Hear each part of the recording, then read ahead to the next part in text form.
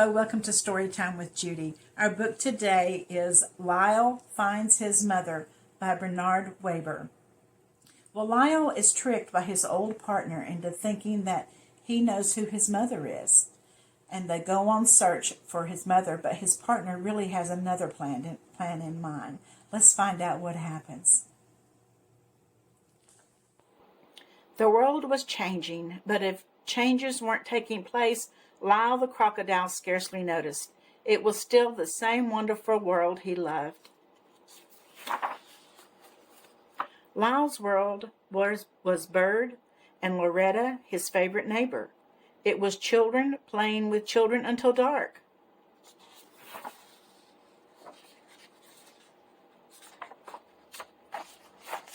Most of all, Lyle's world was the house on East 88th Street, with happy days and nights spent close to the family he loved, the Prims.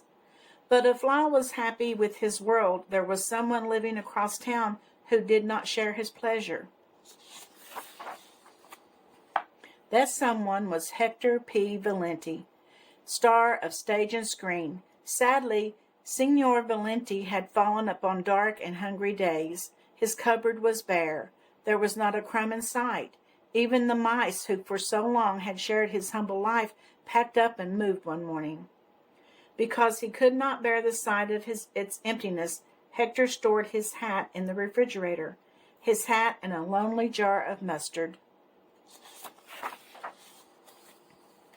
One day he was so overcome with hunger, Hector began to imagine how delicious indeed his hat might taste, cooked to the tenderness and seasoned lightly with mustard. To keep his mind off his troubles, Hector took to the streets, only to be reminded again and again of his empty stomach. Even the pigeons in the park were enjoying excellent food, magnificent health, and outrageous cheer. Oh, to be a pigeon, sighed Hector, and never know a day of want. It was in the park that Hector came upon Lyle and the Prims. The sight of Lyle brought instant memories of happy days gone by, days when they were a team, performing on stages the world over.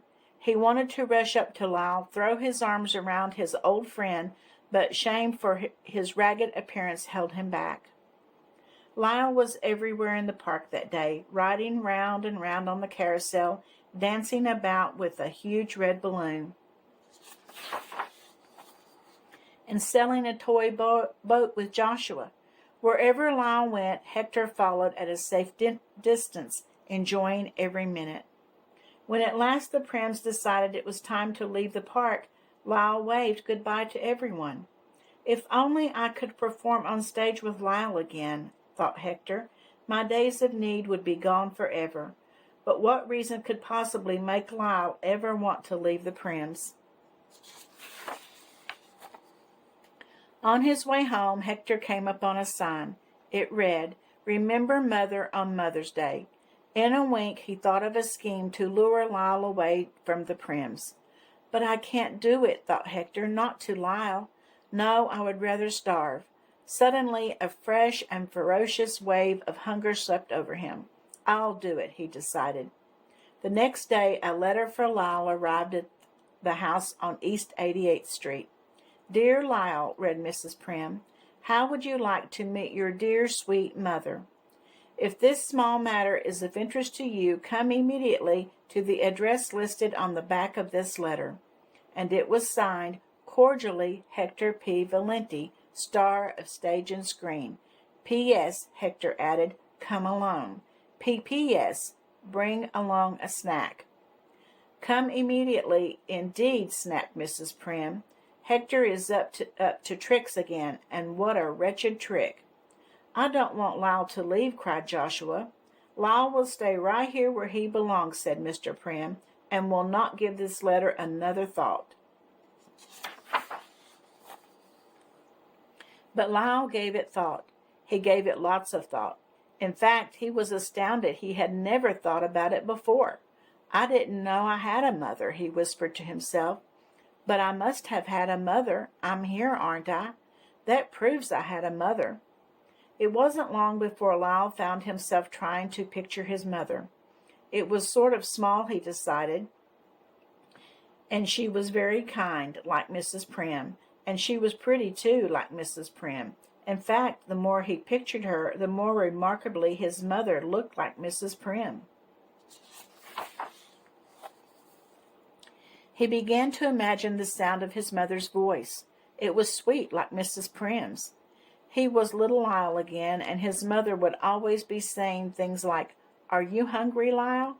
Here, have a graham cracker, dear. Have two. As a matter of fact, they are so delicious."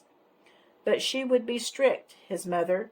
"Do wear a hat," she'd say, "and be sure to bundle up, and don't dawdle, and be careful crossing streets, and remember not to talk to strangers, and behave in school now. Hear, Lyle?" "My, aren't you clever?" she would exclaim as Lyle somersaulted, did hand walks, and showed off all of his tricks for his mother. It wasn't long before Lyle was deep into longing for his mother. The Prims guessed what was going through Lyle's mind, and they tried desperately to distract him.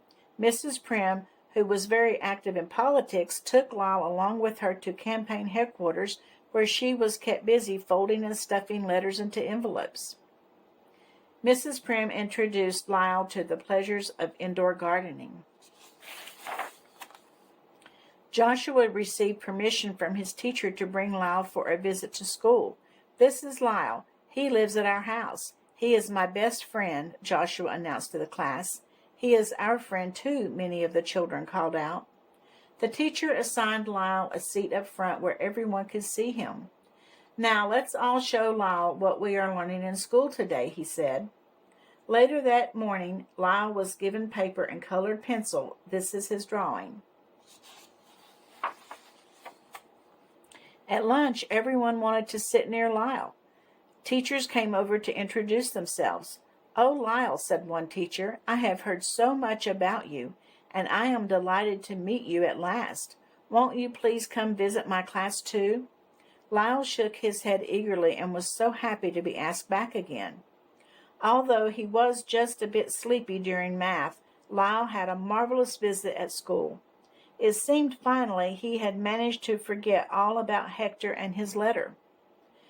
But he was reminded again several days later when he happened to see a mother lovingly hand her child a graham cracker. And now not even Loretta could coax a smile from Lyle. Nor could Bird, nor could the Prims, though they tried desperately. In the end, and with deep sorrow in their hearts, they made the difficult decision. They gave Lyle their blessings to go off in search of his mother. On the morning he was to leave, the Prims packed a gift basket for Lyle to take to his mother, if in fact he did find her. They packed Turkish caviar, alfalfa dumplings, dandelion greens, yogurt biscuits, rose petal jelly, brandied peaches, and after-dinner mints. As a special gift, Mrs. Prim enclosed a locket containing Lyle's picture. The Prims then took Lyle to Hector's address, where they cried their farewells. Alone now, Lyle climbed the 6 flights of stairs to Hector's world. "Lyle, how happy I am to see you," Hector greeted him, "and you brought a gift." Lyle was hardly through the doorway when Hector swooped down upon the gift basket and began to devour its contents. "This is delicious," he exclaimed between mouthfuls of dumplings. "I must borrow the recipe." Lyle showed Hector the letter about his mother. "Ah, yes," sighed Hector, "but it's such a distance, you know, to your mother. Traveling will be costly, I fear. However, I have a wonderful plan.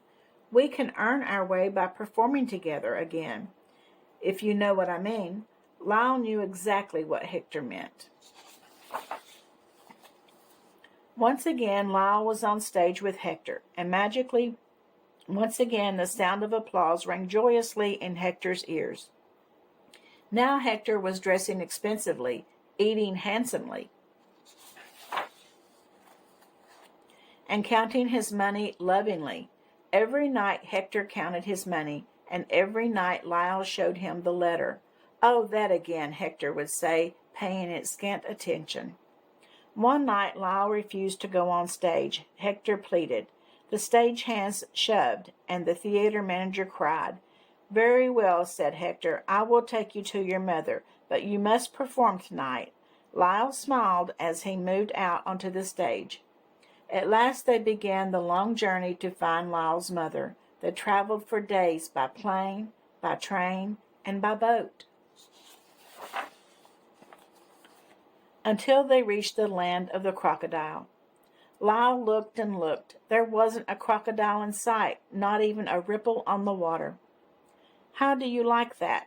said Hector. "All the way from East 88th Street, and she's not home."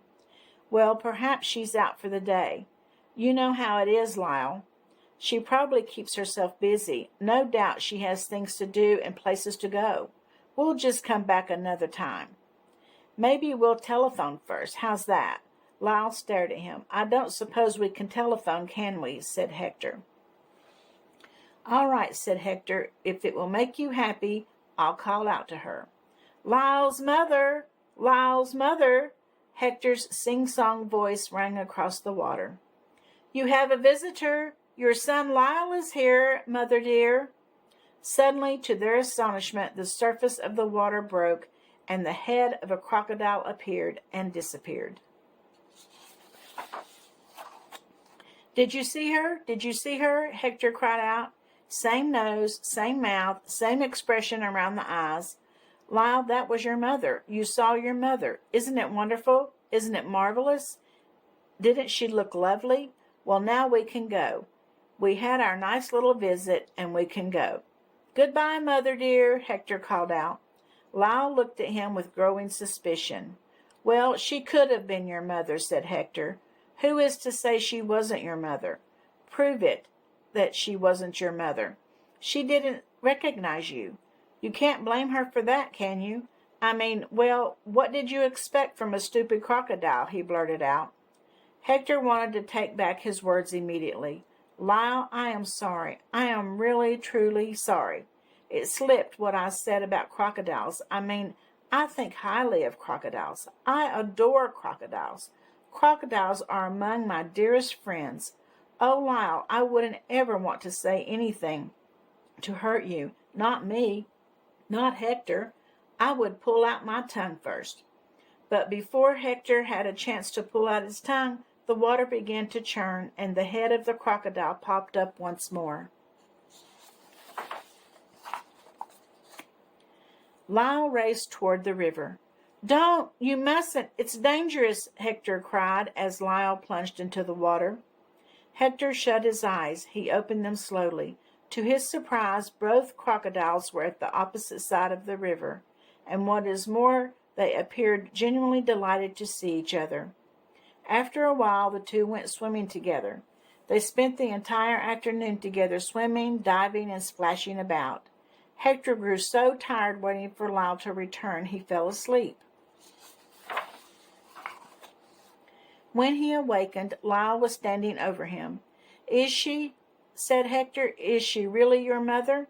Lyle motioned toward the water. Out came the other crocodile, smiling gloriously as she suddenly began to perform all manner of fancy somersaults, handsprings, twirls, and leaps. Hector looked on in amazement. "That's your mother, all right," said Hector.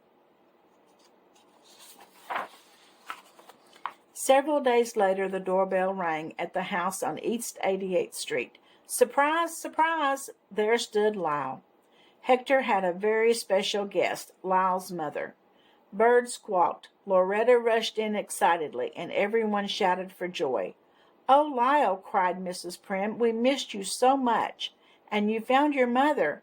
"Hello, Mother," said Mrs. Prim. That night they had a dinner party to celebrate. Lyle's mother wore her lovely locket and proudly showed Lyle's picture to everyone. "If ever you should be seeking a career on stage," Hector whispered to her, "well, perhaps I can be helpful."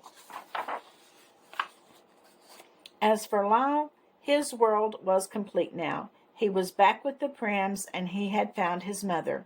She wasn't quite as he had pictured her, but then a mother is still a mother. Well, Lyle really did find his mother, didn't he? Even though Hector was trying to trick him. I hope you enjoyed the story, and don't forget to subscribe, and I'll see you tomorrow.